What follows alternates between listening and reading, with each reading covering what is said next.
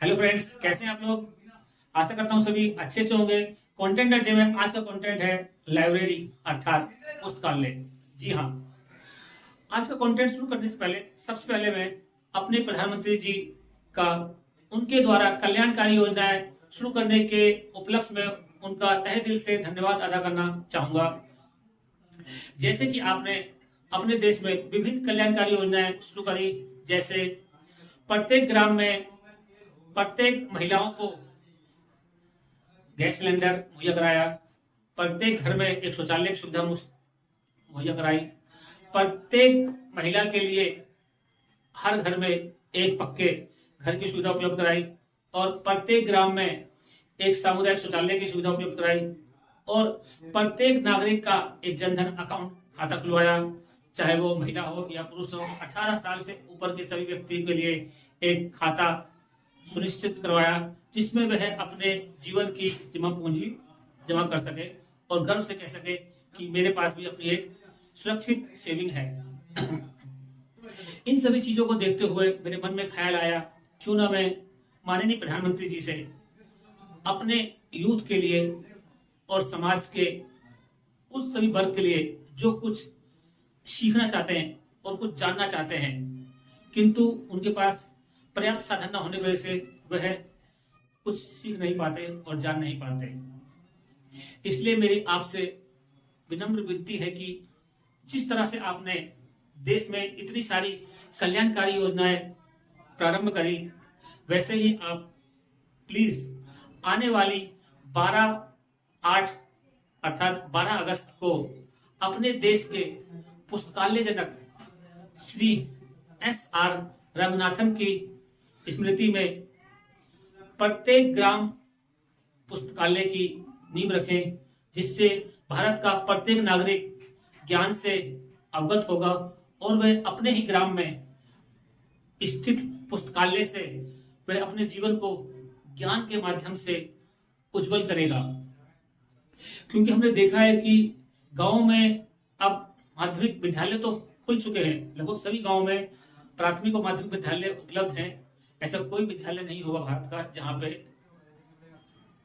शिक्षा ना मिलती हो, और भारत के प्रत्येक ग्राम में एक विद्यालय है। तो इसी को सोचते हुए मेरे मन में ख्याल आया कि क्यों ना प्रत्येक ग्राम में एक पुस्तकालय की व्यवस्था भी की जाए।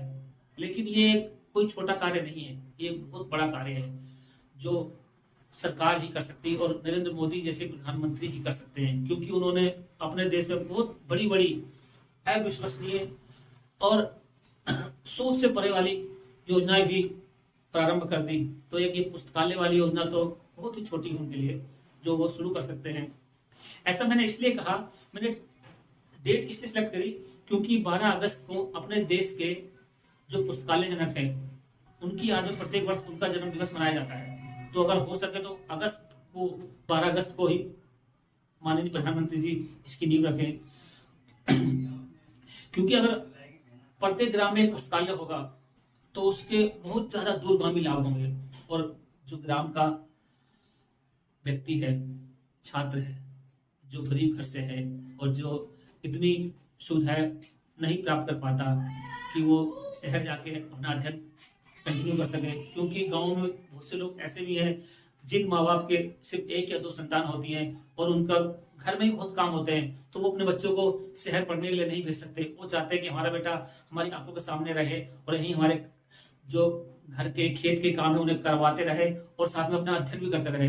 लेकिन ऐसी स्थिति में बहुत मुश्किल हो जाता है कि जब उसे गांव में सही सुविधाएं नहीं मिलती हैं, और अगर गांव में ही पुस्तकालय होगा और उस पुस्तकालय में विभिन्न पुस्तकें होंगी और जितने भी अपने देश के या विदेशों के जो भी स्कॉलर हुए हैं या बुद्धिजीवी लोग हुए हैं, उनकी पुस्तकें उन्हें मिल जाएंगी।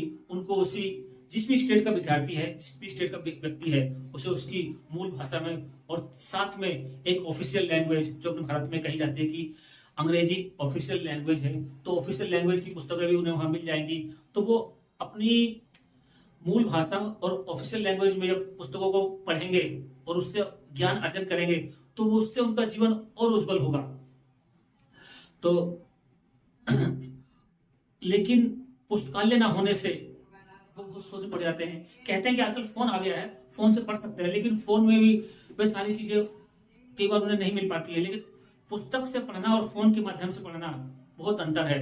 कई बार हम पुस्तक से बहुत अच्छा पढ़ लेते हैं, लेकिन फोन के माध्यम से हम उतने अच्छे से पढ़ नहीं पाते और उतने अच्छे से कंटेस्ट नहीं कर पाते हैं, क्योंकि कई बार हम फोन से पढ़ रहे हैं और अर्जेंट मैसेज आ गया या कॉल आ गई तो उसमें अपना माइंड डाइवर्ट हो जाता है। लेकिन अगर हम पुस्तक से पढ़ेंगे, पुस्तक से हमें ज्ञान पूरा आत्मसात होगा।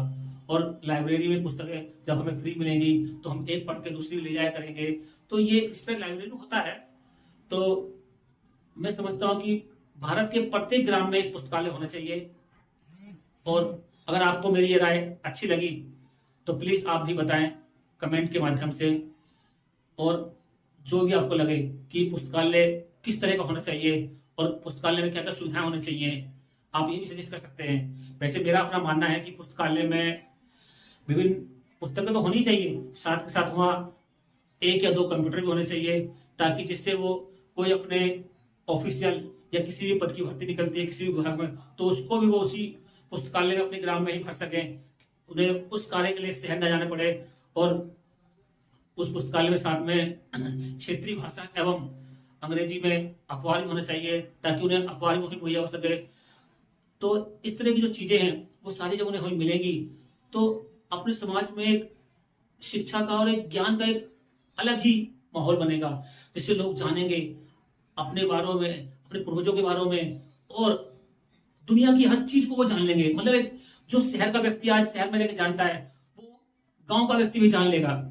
और शहरों में जो छोटे इलाके हैं जहाँ पे इस तरह की सुविधा नहीं है, तो वहां पे भी लाइब्रेरी होनी चाहिए, क्योंकि कई बार हम देखा शहरों में वो छोटी छोटी कॉलोनियां होती हैं जहाँ पे इस तरह की सुविधा नहीं होती हैं, तो वहां भी होने चाहिए। तो मैं पूरी तरह अपनी आत्मा से चाहता हूं कि अपने देश के प्रत्येक ग्राम में एक पुस्तकालय होना चाहिए। अगर आपको मेरा सुझाव अच्छा लगा तो प्लीज आप भी मेरी तरफ से और मेरे द्वारा कही गई बात का समर्थन करें और आप अपने विचार भी इसके लिए रखें। धन्यवाद।